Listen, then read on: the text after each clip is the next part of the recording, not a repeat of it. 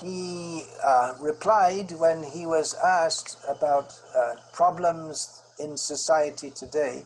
He was responding to what is the Krishna conscious solution to problems in society today. And he was asked that women want equal rights with men. How can they be satisfied? Srila Prabhupada replied, everything will be satisfied. Just like our women, Krishna conscious, they are working. They don't want equal rights with men. It is due to Krishna consciousness. They are cleansing the temple. They are cooking very nicely. They are satisfied. They never said that I have to go to Japan for preaching like Prabhupada. They never say. This is artificial. So Krishna consciousness means work in his constitutional position. The women, men, when they remain in their constitutional position, there will be no artificial. This is from a morning walk on May the 27th, 1974. Now, the contention is that we need to have female Diksha gurus within ISKCON for preaching in America or in the West in general today. Because today's Western youth largely judge religious organizations by how they treat women. This is the contention. Well, sometimes disciples brought to Srila Prabhupada some contentions of non-devotees and raised them. And sometimes Srila Prabhupada would take the stance that actually you yourself share that feeling. With a great devotee who is a Mahabhagavat, who, why is a Mahabhagavat? Because Malaya, because he stands firm like a hill, determination, and Vaja, he is philosophically very strong. So this is the point which Narad Muni is making by naming King as Malaya Dhoja, that a devotee whom you want to take shelter, whom you want to take guidance from, whom you want to make him as a guru, or him as a guru, Diksha guru, whatever, that devotee should have two qualities. So Malaya means he should be determined in devotional service, should have firm faith, and second is Bhaja. He should be philosophically very strong, that he can counteract all kind of doubts and stupid philosophical speculative arguments. Jnana, yoga, karma, or maybe all materialistic sense gratificatory arguments. He can simply smash them. And not just that, he's interested to make propaganda all around the world. That is Malaya Dhoja. And what this Malaya Dhoja is like. So Devarshi Narad gives three more characteristics of a guru, a person whom you are taking guidance. Person whom you are taking guidance, he should have this qualification. That's what Narad Muni is saying. First qualification is to be determined Malaya. Dvaja means he should be able to defeat all opposing arguments. He should be very philosophically sound. Pandya and Puranjaya. So these are two more adjectives given for him. Third qualification is Pandya. He should be learned in scriptural knowledge. Panda means knowledgeable. It's not that you can make somebody your guide and he doesn't know any scriptures. He is a simple devotee, but he doesn't know any scriptures. You can't make him a guide. That person should be knowing scriptures. If you want to become a guide, you should know scripture. Otherwise, at least the essence of scripture. Otherwise, how will you guide others? So that's what Prabhupada says. The Panda means, unless one is highly learned, should be highly learned. Third. And fourth is Para Puranjaya. He should have conquered. Let's say Para means spiritual word. That's what Prabhupada says. He should, the Para refers to the Kuntha, and the word Jaya means conquer. He who has conquered all non-devotional conceptions and can conquer the kingdom of God. Dhruva sorts out a guru. First I must get a guru. Isn't it? Tomorrow, Guru Krishna Kripa, I must be a Bhavija. Krishna Kripa, the Guru Vede, Guru Kripa, Krishna Vede. Mercy of Krishna gets Guru. Thereby mercy of Guru gets Krishna. You understand? You cry. Dhruva cried from Narayana, isn't it? Then you got Krishna, and then got Narayana. Then you have to cry for Krishna if you really want him. You follow Mr. Peter. What do you say? Then Krishna will make arrangement. Now, sand is real, bona fide representative to you, you meet him. You meet him. Then by him mercy, you can get Krishna. That's the process. No other process is there. Was talking about spiritual realization. So Ramananda Rai was from Shudra family and he was householder and governor of Madras, politician also. So Chaitanya Mahaprabhu was asking questions from him, and this is Chaitanya Mahaprabhu's Lila. Mukam karati bhacha. How he is making Shudra, Grihastha, politician, his Guru. Chaitanya Mahaprabhu. So nobody can become Chaitanya Mahaprabhu, but he was playing the part. He was questioning, and Ramananda Rai was replying. So just imagine how his position was exalted. So he was little hesitating when very intricate questions were put before him. He was quite able to answer, he was answering. So he was feeling little hesitation that you are coming out of a very high Brahmin family and the most learned personality, and now you have taken sannyas, the supermost position in the human society. Sannyas is very respectable position. Still, it is honored in India. Anyone who has sannyasi goes, lives in the villages, they offer respectful obeisances and give all kinds of comfort. Still now, according to Shastra, it is said, if a sannyasi is not offered respect or duly honored, the punishment is the man should fast at least 1 day. This is Vedic system. But there are many sannyasis taking advantage of this. So we are not concerned. Neither Chaitanya Mahaprabhu was a false sannyasi, he was real sannyasi, and he was also real Grihastha, Ramananda Rai.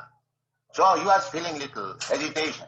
To encourage him, Chaitanya Mahaprabhu immediately said, no, why you are feeling hesitation? Why you are feeling inferior? You are Guru. Now how I am Guru? That Jai Krishna Tattva Sai Guru. Because to become a knower of Krishna is not ordinary position. Jatatama Vishidhyala Kaschet Vittiman. One who has known Krishna is not ordinary man. The qualification of Guru. So the scriptures tell us that there are, of course, many different qualifications, but the basic element is surrender to the Supreme Lord, which means the person has a very favorable attitude towards the Lord. He is performing bhakti, etc. Of course, there's different amounts of surrender, but Jiva Goswami actually mentions that one at the beginning of devotional service can surrender to the Lord and offer himself to the Lord. So, of course, we want a person who's steadily surrendering to the Lord, not just for a few seconds. But this is the main quality. He is actually a devotee of the Lord, a committed devotee of the Lord. And in India, of course, that is caste system. So it's not a matter of caste, Brahmana, Vaishya, or Kshatriya, whatever. We don't consider him on that basis. That's not the concern of a devotee to choose Guru. It is actually how he can deliver the jiva. And that is not dependent on caste or varna. It's dependent on his bhakti.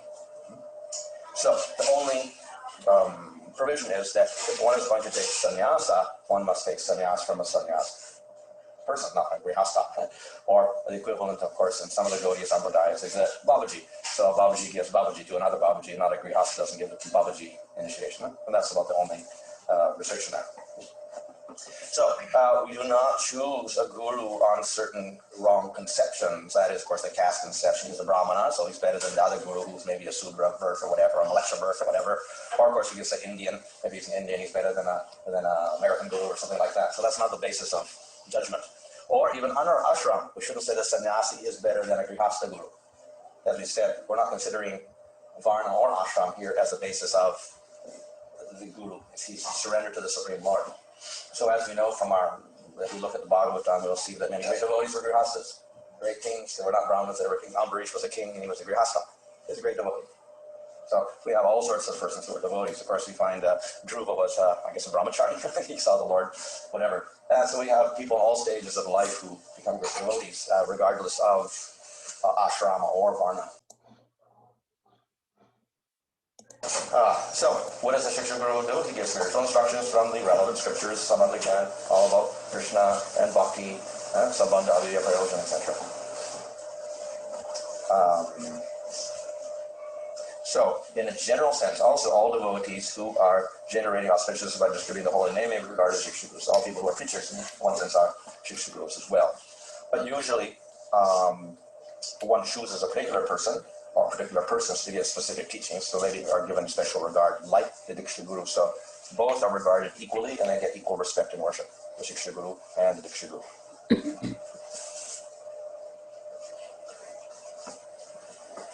So in the Krishna Bhajanamrita, there it says that if you're going to take a Shiksha Guru, then you should ask permission from the Diksha Guru. And the reason for that is that the Shiksha Guru should be within the proper sampradaya, shouldn't be from some other group because he may get some conflicting teachings. So the Diksha Guru should approve that he's in the proper line with the proper teachings, etc. So we don't have contrary teachings coming up. So to summarize, the Diksha Guru is one. There's the mantra, that is the secret mantra, and gives knowledge. The Shiksha Guru can be many, and gives Hare Krishna mantra and Nam, etc., and also gives knowledge. So quite similar, the only thing is Diksha Guru gives the secret mantra. Now we have acharyas, very, very prominent members of the sampradaya who give teachings and write books and granthas, scriptures, etc. And of course we have, the Goswamis, and Vishnu Chakravarti Thakur, and Maladevi Devusa, and Narottam Das Thakur, etc. And they're given greater respect than the others. So we have a commitment to follow the sampradaya and the teachers there and the founders, and give them special respect. So we have a subgroup within the Gaudiya Sampradaya where Prabhupada has started ISKCON, and so he's the founder of this particular group within the Gaudiya Sampradaya. And therefore we give prominence to his personality and his instructions. Founder of ISKCON. So Diksha Guru and Shiksha Guru should be equally respected. This is mentioned in the Krishna Bhajanamrita. Regarded as dear servants of Krishna, they should be served with great devotion. In the Archana process, one should go through Guru. Within the Archana process, one should worship Guru, and then with his permission, one worships Chaitanya Mahaprabhu and Krishna. So we go through the Guru to worship the Lord. What is respect? One is, of course, these are technical things. Respect the asan. You don't step on his asan and bed, or his shoes, or his vehicle, or his water, or his shadow. Follow his instructions, which is even more important. Offer pranamas, which means full surrender. As we see in the Bhagavad Gita, it says pranipatena, pariprashnena sevaya. So pranipat is falling flat on the ground, which is a sign of surrender, obedience, etc. Respect his name. So generally, we give some reverential title to him. Try to please him in all ways, and to, of course, absorb oneself in chanting the holy name. So as I mentioned, the acharyas are given respect. So in ISKCON, we give special respect to the preeminent position of Srila Prabhupada. ISKCON members shall be trained to place their faith, trust, and allegiance first and foremost in the founder acharya, who is the preeminent Shiksha Guru for every member of ISKCON. Srila Prabhupada is to be worshipped through his words, more his picture, and his devotees. This is verbatim from the ISKCON laws, actually. Okay. Disciples of ISKCON gurus other than Srila Prabhupada may worship their gurus according to the guidelines of ISKCON laws and in keeping with the spirit standards for guru worship in ISKCON. So what this means ultimately is that you worship the Prabhupada and you also worship your individual guru, Diksha Guru Bhad. The prominence always has to be given to Srila Prabhupada. So the Guru Pujas or the daily worship of Guru can never eclipse the worship of Srila Prabhupada. So in the future, of course, we have to think of what will happen. We have Prabhupada, and then within ISKCON now we have many gurus, maybe there's 30 or 40, 50, I don't know how many. And then in the future, more gurus and more gurus and more gurus. So we have so many gurus there. So we always have to put Prabhupada in the highest position. So that's why we have some rules like this, that the worship has to be lesser than Prabhupada's, etc. So how is it possible for the guru to have faults? Of course, we're taught that the guru is Sakshat Hritva. He is the equivalent to the Supreme Lord. And we'll find many places in the Bhagavatam and other Puranas, the guru is equated with the Supreme Lord himself. And if one sees the guru as a human being, then one is an offender. Okay? So the guru is placed up, not just a Diksha Guru, but the Shiksha Guru also are put up in a very high position. This is, of course, suitable if that guru is at a level of prema, where there's a full manifestation of Krishna within that particular person. And as I mentioned that previously, I think this morning, the verse in Bhagavatam was talking about the seeing Krishna everywhere.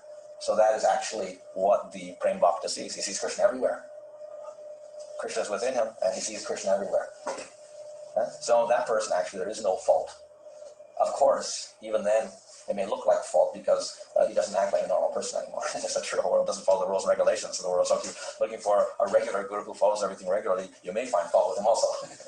But technically, no, he is intimately related with Krishna, and there's no fault in him. At the same time, this guru is very rare, and generally he's not a guru because it's Madhyamadikaris who become gurus, not Uttamadikaris. This is mentioned in the Madhurya Tamari. The Prem Bhakta sees no difference between demon and devotee and anyone. So he has no concept of preaching to any particular person, to deliver anybody. Everybody's already related to Krishna, even the demons. So he has no impetus to preach. So therefore, he doesn't function as a guru in most cases. Now we do have examples like Narada Muni because he's a Shakti avatar of the Lord, so he preaches. But in general, when one reaches a level of prema, one forgets about the material world completely and sees everything in terms of Krishna. So therefore, he doesn't start preaching. So then, this is one reason why this Uttamadikari, though the Prem Bhakta, though he is the ideal guru, one, very rare. Second, he probably wouldn't take up the function of being a guru because he's too absorbed in prema. So, Vishwanath Chakravarti Thakur says that it's the Madhyamadikari who is the real preacher. He is the one that sees the distinction between devotee and non-devotee, an innocent person, etc. He is the one that is empowered by the Lord to give out Bhakti Shakti. So that person who's the Madhyamadikari is not on the same level of prema. So he may have faults, will have faults. We have Anarjana Vritti, Nishta, Ruchi, Asakti, and Bhava. So all through that, faults can appear. A person can fall from even Bhava stage because he's not completely pure. And Bhava is very, very rare also, like prema. But still a person can fall from his position. So Bharat Maharaj is an example of that. He completely neglected the worship of Vishnu and remembered a deer instead when he was passing out of his body. So he forgot the Lord, and he was in Bhava stage.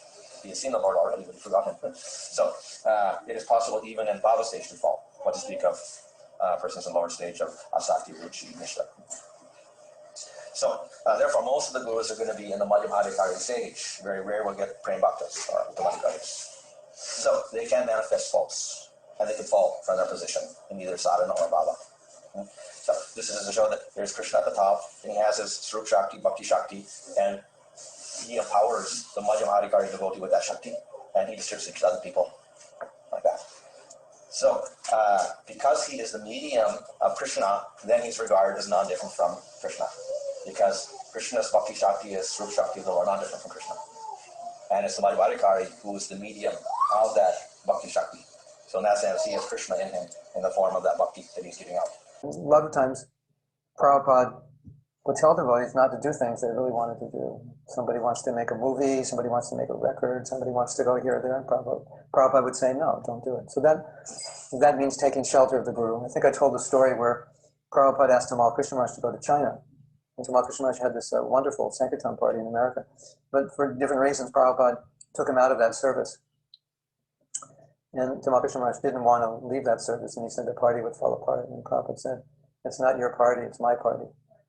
I remove you from that party. I'm in charge. Something like that. So the idea of taking shelter of the spiritual master is that he's your guide. He's giving you direction. And it's not that he's directing every detail of your life, but in general, there's, you're not just you don't want to be independent, just do whatever you want. Just like I've said many times that I've read that Prabhupada said that we should get up 4 o'clock every morning. I don't know if you know that, but I mentioned that. Prabhupada said we should rise at 4 o'clock. And so not everybody wants to rise that early. Not everybody finds it possible. But when you meditate on an instruction from your spiritual master that this is what he wants, you get power to be able to do something that's difficult. And so that's what it means to take shelter. You get empowerment because of your dedication to the instruction. So it might be difficult for you ordinarily, because you've given yourself in faith to be guided by someone. When they ask you to do something, it has a lot more power than just like your mother or father asks you to do something. You say, I don't want to do that. But where there's faith, where there's dedication, where there's taking shelter, it means I'm taking shelter of what? Of your instructions. Then when you get an instruction, oftentimes you'll find you'll be able to do it just because you've taken that shelter and you're doing things that ordinarily would be very difficult or maybe impossible to do. So that's how Prabhupada, especially he nurtured relationships with his disciples, because he knew that to be true, that even though they weren't very advanced in Krishna consciousness necessarily, but they were advanced, so to speak, in their dedication to Prabhupada. And because of that, they were able to perform all kinds of austerities. You'll find You'll find if you read stories about devotees going to India in the early days, it's very austere. They were living outside or living in huts, a lot of mosquitoes, they were getting sick. And why were they doing that? Because ordinarily, if you ask them, do you like this? Is this easy? Would you like to go back to America? They would say yes. They're doing it for Prabhupada, because that's what he wanted. So they performed many austerities, myself, many devotees, traveling, distributing books, hot weather, cold weather, sleeping together, wall to wall in a van, so many things. But we were able to do that, taking shelter of the order of Prabhupada. He wanted us to do these kinds of services, so we did them. So that's what it means to take shelter. Yeah, I'm just going to go back and see if you have any questions. Okay. In between the Kumaras and Prithu Maharaj, and between ourselves, here, it's the same culture. For those who are born in India, in Hindu families, or even outside India in Hindu families, this still the vestiges of Vedic culture are going on, the leftovers. And for those of us who are born in the Mleccha countries, where everyone, just by being born there, is born in an atmosphere of non-Vedic culture, we have adopted this culture to greater or lesser degrees. So a significant part of that culture, practically we could say the whole culture is geared toward that point of respecting, not only respecting, hearing from great personalities, so that they can help us on the path of spiritual realization. That's not the understanding of many people in Vedic culture, who take it to be a means for elevation to the heavenly planets. It's certainly not the understanding in cultures outside of the Vedic culture. There's also some idea of saintly persons, but in their eyes, a saintly person is often someone who is seriously or in a gross way breaking some of the regulated principles, which constitute the very beginning of spiritual life, or even human life. So we see that there are world-famous religious leaders who are meat eaters, and they may be taking alcohol also. It's such a different concept. In the Vedic culture, one cannot be a Brahmana if one's an elevated person if one drinks alcohol.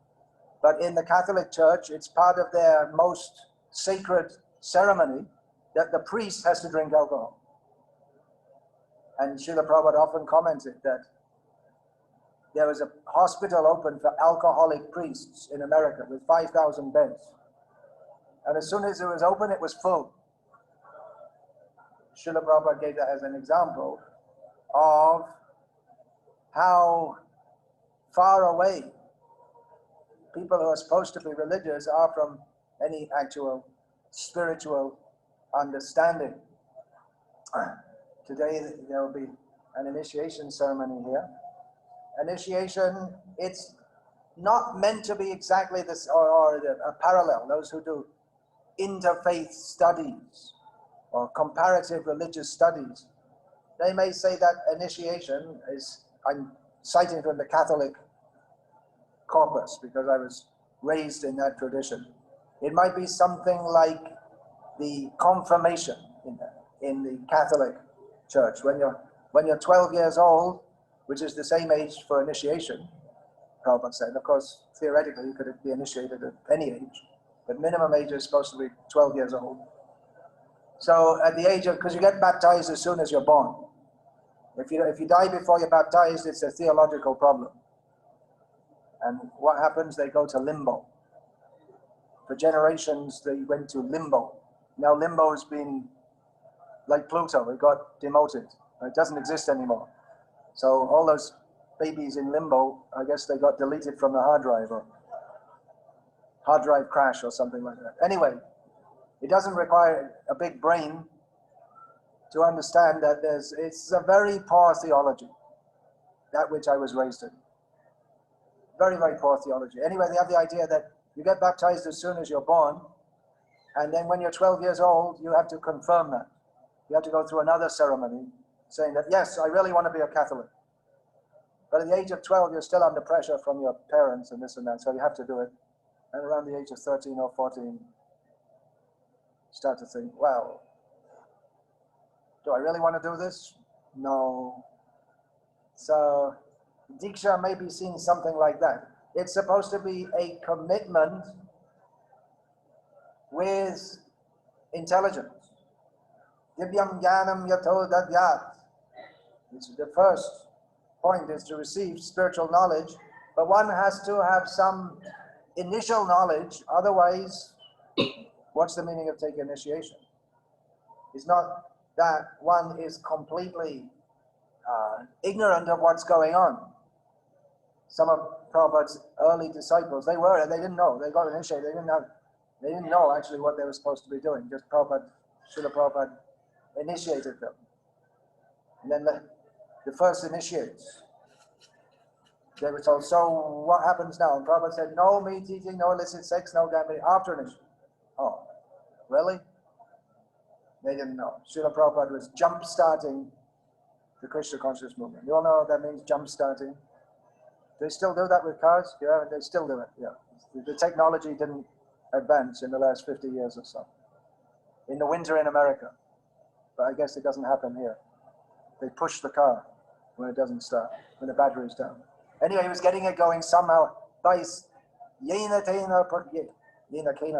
somehow or other, getting it going. But actually, one should have some initial knowledge. One should hear from the Guru for some time. When he's convinced that I want to go on hearing, I have to surrender myself. It's a commitment. One has to make a commitment in knowledge, and that commitment is required to get further knowledge. Anyone can come and hear when the sadhus are speaking, but to take initiation, one should be prepared to commit, to surrender. That's the word Srila Prabhupada used. Commit is one word. Surrender means full commitment. So why should one do that? That is required in human life. In human life, one is supposed to be thoughtful.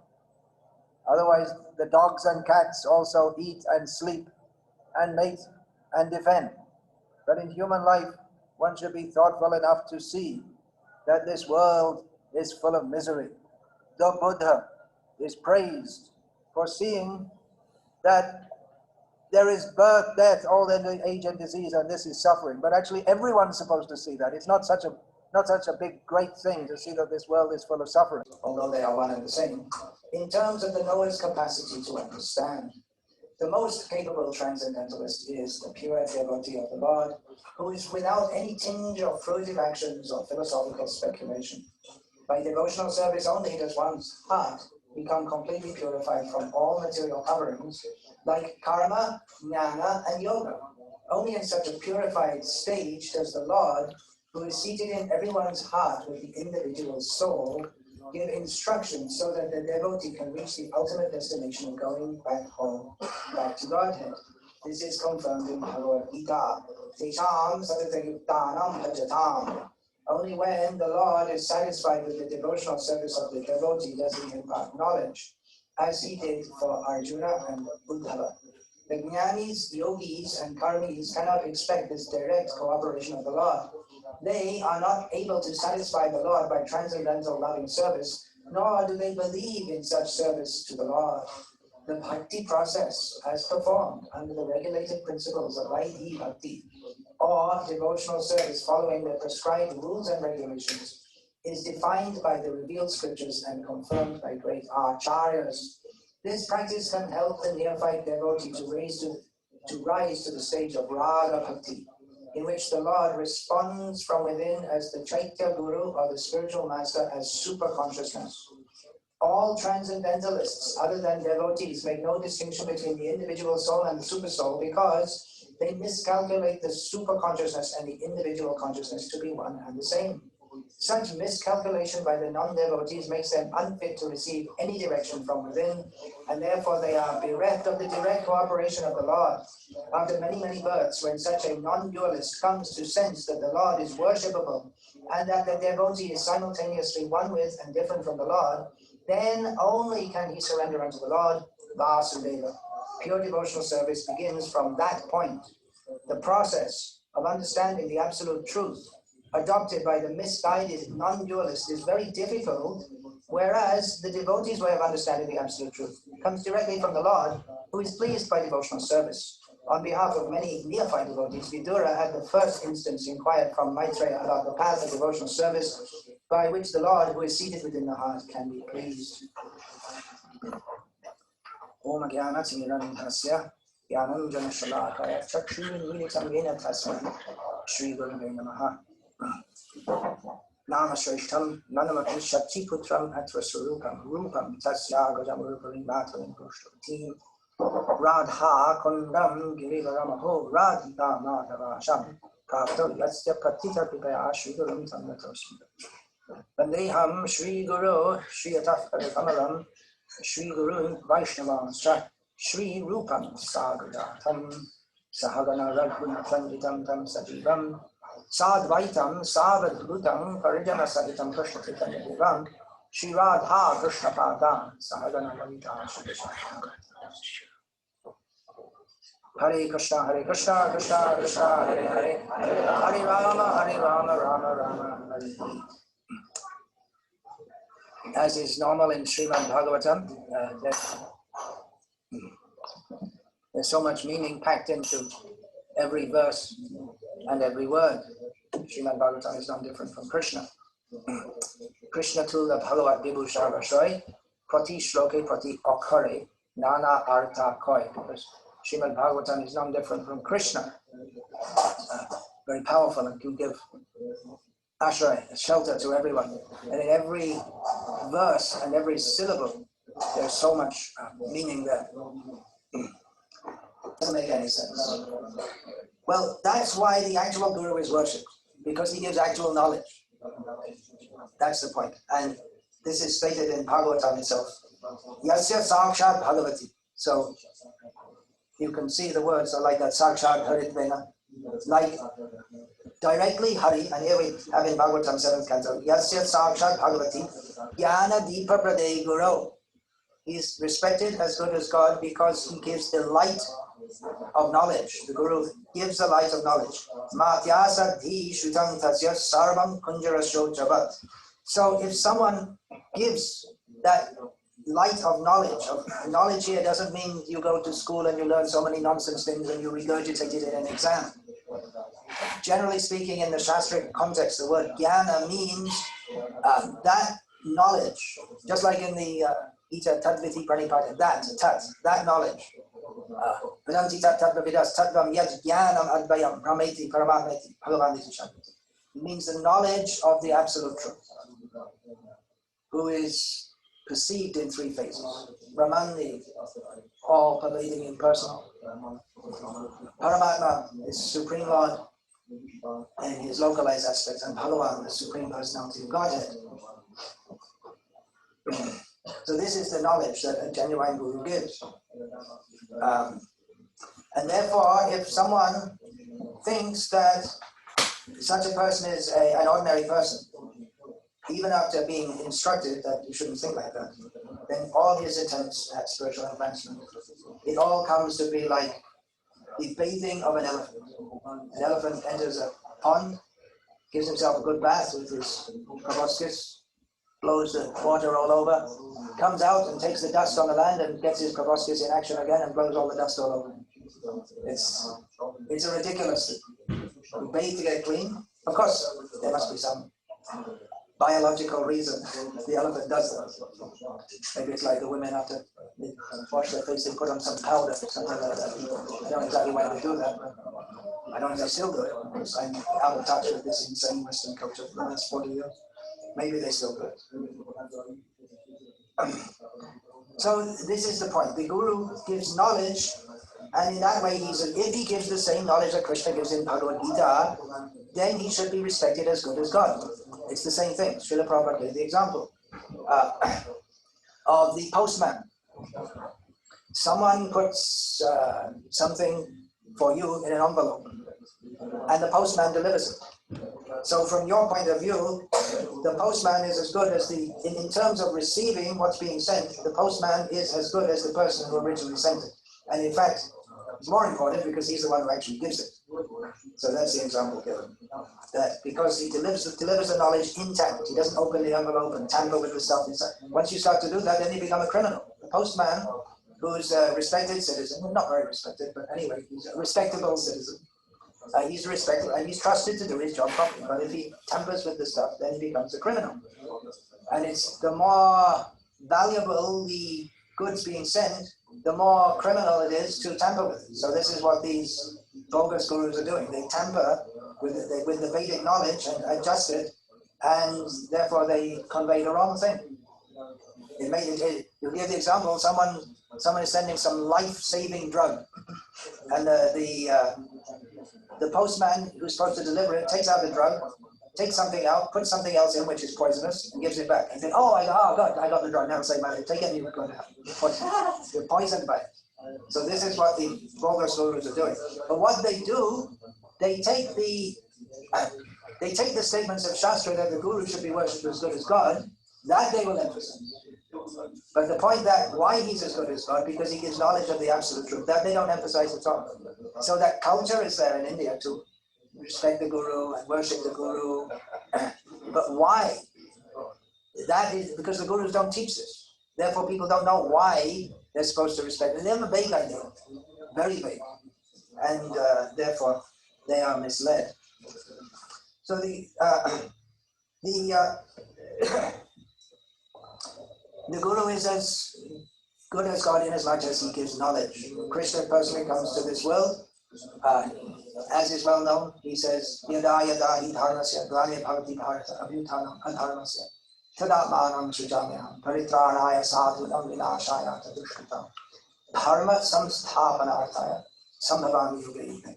Whenever there is decline in religion and an upsurge of irreligion, Krishna says, I come myself. But actually that's going on all the time in human society. There may be phases when it's extremely bad, but actually in human society there's always decline in religion, unless Krishna comes himself. Are the English text attributed to Saraswati Thakur, sometimes entitled Putana, and sometimes given other names, which I've yet to find any Bengali source for. If anyone out there in the universe has that, please share it with me. I would very much like to see the actual original content of that. But that article is, you could say, like inflammatory in the intensity with which it illustrates what Putana is said to represent, or the false guru and the false presentation of dharma, and how that is to be refuted, or how that is to be taken on in the life of the devotee. And there it's explained that as Kamsa, you could say, is the original enemy, or the original cause that's sending all these asuras to Vrindavan, right? The Putana, Aghasura, everyone, they're all being sent one by one by Kamsa. Not all, but almost all are being sent one by one to try to thwart Krishna's Leela. And so the way it's explained is that Kamsa may be taken to represent atheism, or the anti-Krishna, the anti-God element. And that is, you could say, the natural adversary of Krishna. What is the enemy of Krishna? The one who denies the existence of Krishna, or the one who wants to make people think that there is no Krishna. They are at odds by nature. So from the very appearance of Krishna in the world, even at the talk of Krishna's appearance in the world, Kamsa is plotting his death. Similarly, if an atheist, let alone like, if they meet someone like this, and then as all these asuras are sent by Kamsa, then similarly this fundamental anti-Krishna, anti-theistic element has so many permutations, gross and subtle, that are coming to thwart the devotee in their full surrender and devotion to Krishna. So as that is the central thing, and these are the other expressions, similarly there is Kamsa and then all the asuras that he sends. And so the first of them is Putana. And it is said that there is this well-known, very beautiful verse describing how merciful Krishna is, saying that although Putana came to kill him, he awarded her liberation and some engagement in